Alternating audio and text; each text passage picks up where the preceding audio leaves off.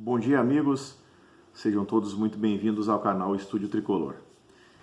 Falar de mais resultados péssimos para o Grêmio. Ontem, o Juventude venceu o Bragantino num jogo no Alfredo Jaconi, onde a capacidade máxima do Jaconi foi tomada pela torcida. 18 mil pagantes. 18 mil pessoas no estádio. E o Juventude venceu por 1-0 e continua sua briga para escapar do rebaixamento, agora com muitas chances de conseguir este êxito. Também ontem, um resultado um pouco menos ruim, mas que não muda muita coisa na situação do Grêmio, porque o jogo do Juventude era o jogo-chave. O Cuiabá perdeu em casa para o Palmeiras. E o Atlético Paranaense, então mudou um pouquinho a situação ali perto da zona do rebaixamento, tá? O Atlético Paranaense hoje é o primeiro fora com 42 pontos. Podemos olhar e analisar, tá? 6 pontos do Grêmio. São 2 vitórias, enfim, tem 3 jogos. Porém, o Atlético Paranaense tem 12 vitórias no campeonato e o Grêmio tem 10. O Atlético Paranaense pode ir a 46 pontos na próxima rodada e não ter mais nada para disputar com o Grêmio. Em relação ao Grêmio, ele fica livre. Ele disputaria ainda com o Bahia. O Grêmio tem o Cuiabá com 43 pontos, que também em 3 jogos não pode chegar em 46, porque o máximo que o Grêmio chega é 46 pontos. Então, vejam que dificuldade que ficou a situação do Grêmio. O Juventude é o próximo, o 16º, 5º. O 15º é o Juventude, o 14º, que tem também 43 pontos e tem 3 jogos a fazer ainda. E o Juventude não pode fazer mais do que 2 pontos. E o Grêmio teria que fazer todos os seus 6 pontos. E o Juventude tem um jogo na última rodada que é contra o Corinthians, né? E o Corinthians vem prometendo rebaixar o Grêmio, a torcida do Corinthians vem prometendo rebaixar o Grêmio. Então vamos supor que o Grêmio ainda ganhasse do Corinthians na penúltima rodada e do São Paulo amanhã, o Juventude teria a possibilidade de contra o Corinthians escapar definitivamente do rebaixamento. Ganha 46 pontos, o limite do Grêmio é 45. Então é muito difícil a situação do Grêmio, muito difícil. Se aponta 98% de probabilidade de rebaixamento. Eu não entendo muito da probabilidade, eu vejo a probabilidade do campo, do jogo. E o Grêmio no campo de jogo, o Grêmio já está rebaixado há muito tempo, né? O Grêmio não fez por merecer estar na Série A em 2022, infelizmente. Essa é a nossa realidade. Uma série de fatores que a gente tem que analisar, né? A incompetência administrativa, a omissão do presidente, a bagunça generalizada dentro do clube, os desmandos dos jogadores. Temos que ir lá atrás lembrar que o Filipão chamou a direção do Grêmio e disse, olha, eu tenho alguns problemas, quero que afaste alguns jogadores depois da derrota contra o Santos na Vila Belmiro. E o que a direção do Grêmio fez? O contrário, ela demitiu o Filipão. Não ouviu o Filipão na época, demitiu o Filipão. Não estou nem entrando no mérito se o Filipão é bom técnico ou mau técnico, não é isso, tá? Mas é um cara que tem um histórico de fazer bons grupos, de dominar grupos. E o Filipão chega na diretoria do Grêmio e dá uma lista, olha, esses jogadores aqui estão prejudicando o andamento do trabalho. E quando isso não foi feito e foi afastado o Filipão, se deu o claro recado que quem manda no Grêmio são os jogadores, né, ou pelo menos um grupo deles, que dominou totalmente o clube. Aí logo depois entra o Denis Abraão com o discurso do cabelo no peito, que entraria para acabar com a maracutaia dentro do vestiário, que iria no vestiário identificar o que aconteceu. Ele entrou no vestiário e foi jantado pelo vestiário. Foi vexatório a gestão. Denis Abraão à frente do futebol gremista, como dirigente, como vice-presidente de futebol. O Wagner Mancini eu não posso nem avaliar, porque é abaixo da crítica o seu trabalho. O Wagner Mancini não conseguiu dar nenhuma contribuição para o Grêmio, nenhuma.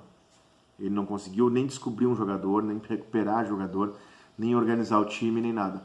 A contribuição do Wagner Mancini é nula, é zero no processo do Grêmio. Os jogos que o Grêmio ganhou sob seu comando foram jogos que ele nitidamente mostrou que não entendeu por que ganhou.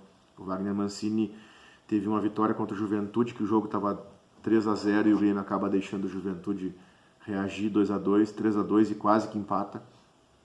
O Grêmio teve algumas vitórias em casa contra o Bragantino, contra o Flamengo, contra o Bragantino, contra o... me fugiu agora. Que o Grêmio jogou contra equipes totalmente desmobilizadas. O Grêmio pegou um Flamengo pensando na final da Libertadores, que não queria jogar nitidamente. Também não entro no mérito se foi recomendado, se foi pedido pelo treinador do Flamengo à época ou não. Mas o Flamengo nitidamente jogou a não fazer, como se fala na gíria. E o Grêmio não conseguiu sequer dar um chute com perigo de fazer gol no primeiro tempo. E no segundo tempo o Flamengo abre 2-0, recua novamente, o treinador mexe no time, desarma o time e o Grêmio busca um empate, muito mais por demérito do Flamengo do que mérito do Grêmio. Então, nas escalações que o Grêmio ganhou e nas escalações que o Grêmio jogou bem com o Mancini, ele não entendeu o porquê que isso aconteceu. Né? O Lucas Silva era o jogador que dá resultado, que dá respaldo, que dá sustentação ao meio de campo do Grêmio e a todo o time do Grêmio. Ele é titular. No jogo contra o Bahia, que ele não ia jogar, o Campaz é um segundo jogador para mim que vem dando uma certa qualidade ao time. Ele não entendeu isso. Ele tira o Campaz e inventou uma gripe, uma indisposição e coloca o Victor Bobsin, que é um menino, que eu acho que não vejo hoje potencial para jogar no Grêmio. Pode ser que me surpreenda daqui a 1 ano, 2, mas hoje não está pronto, pelo menos, para jogar no Grêmio. E ele põe o Bobsin para fechar o meio. E com 18 minutos o Bahia faz 2-0 e acaba com qualquer estratégia que poderia ter, que eu não acredito que tivesse. Eu não acredito que o Wagner Mancini tenha alguma estratégia de jogo definida na cabeça dele. Eu não consigo ver nas coletivas dele uma ilustração do que ele pensou fazer, porque ele mesmo se perde quando fala do time. Então, o Grêmio, meus amigos, resumindo, para não entrar em Mancini, eu fico um dia falando, o Grêmio está virtualmente rebaixado, o Grêmio está a 99%, a um passo apenas, e só não vai ser rebaixado matematicamente nesta rodada, quer dizer, só não vai não, pode ser, se ele não ganhar o jogo do São Paulo, se ele perder para o São Paulo e tiver um empate entre Atlético Paranaense e Cuiabá, o Grêmio estará rebaixado matematicamente. E o Grêmio só não é rebaixado matematicamente mesmo ganhando do São Paulo, porque esses dois times jogam entre si, então só um deles pode despontar. E vejam como vai ficar feia a situação do Grêmio. Se o Juventude vencer e se os dois empatarem combinados com a derrota do Grêmio, que não é improvável, o Grêmio estará matematicamente rebaixado. Mas muito provavelmente, o Grêmio será rebaixado no jogo contra o Corinthians, na penúltima rodada. E aí vem para jogar em casa com o Atlético Mineiro sem nada para fazer. Então, assim, vamos estar torcendo para o Grêmio ganhar, obviamente, todos os jogos. Vamos torcer para os resultados paralelos, com certeza todos eles. Mas nós temos que ter também o toque ou o choque de realidade de saber que o Grêmio não merece estar na Série A do Brasileiro do ano que vem. O clube e a torcida merecem, a direção e os jogadores não, infelizmente. O Grêmio é um clube gigantesco, é um clube de tradição, de torcida, de massa, tem 8 milhões de torcedores espalhados pelo Brasil, mas tem uma diretoria, tem uma comissão técnica e um grupo de jogadores que, na sua grande maioria dos jogadores, a comissão técnica e a diretoria, eu coloco toda ela no pacote que merece cair para a Série B, para a Série D até, ou nem merece divisão, mas o grupo de jogadores tem uma boa parte dele que também merece, infelizmente, está cumprindo essa dolorosa missão de rebaixar, que na verdade não vão cumprir, né? Os que são responsáveis pelo rebaixamento, muitos deles vão acabar vazando, vão acabar saindo do Grêmio. Quem vai ficar na segunda divisão é a torcida do Grêmio, que nunca abandonou e nunca vai abandonar. Com o Grêmio, onde o Grêmio estiver, nós vamos estar sempre. Então, vamos torcer nos jogos que nos restam e torcer pelos resultados paralelos, embora a gente veja que seja muito difícil, e não é por mérito de nenhum dos adversários, é exclusivo por demérito do Grêmio, e o Grêmio não entende por que está acontecendo. Este é um problema. O Grêmio não entende o porquê que está sendo rebaixado. O Grêmio acha que está sendo rebaixado porque o juiz prejudicou no jogo tal, porque no outro jogo não deram o pênalti que era, ou inverteram, sendo que todas as equipes do Brasil têm problemas e têm queixas a fazer da arbitragem porque ela é ruim. Isso é um capítulo à parte que tem que ser feito para falar da arbitragem no Campeonato Brasileiro. Nós faremos aqui no canal Estúdio Tricolor um vídeo falando somente de arbitragem. Mas hoje é isso. O Grêmio merece estar onde está, e o Grêmio com um conjunto, tirando a torcida fora e alguns jogadores, o resto tudo merece. Todo o staff, toda a comissão técnica e diretoria, principalmente a direção do Grêmio. Se tivesse como rebaixar um cidadão para a segunda divisão e ele passar sozinho por todo o processo doloroso que é a segunda divisão, esse cidadão seria representado na figura de Romildo Bozan Júnior, que foi do céu ao inferno por mérito seu e culpa sua. O Romildo foi um excelente gestor nos primeiros anos de gestão, recuperou as finanças do Grêmio, colocou o Grêmio no caminho das vitórias novamente, quando acertou em contratar o Renato, quando achou no Renato e no grupo um casamento perfeito, porém, por culpa sua, o Romildo Bozan Júnior, ele entrega a chave do vestiário, a chave da arena, que não é do Grêmio, a chave do CT, e o Renato começa a tomar decisões equivocadas, e não há ninguém na direção do Grêmio, ninguém dentro do Grêmio que conseguisse chegar no Renato e frear.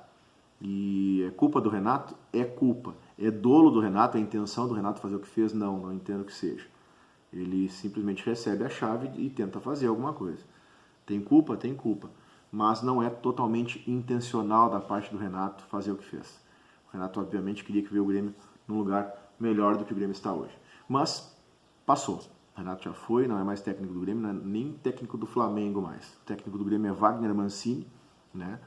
É técnico porque tem que ter um cargo, alguém no cargo que assine como técnico, porque não consigo ver nele predicados e qualidades para ser treinador de futebol de um time razoável que seja. Então, Wagner Mancini faz uma passagem vexatória pelo Grêmio.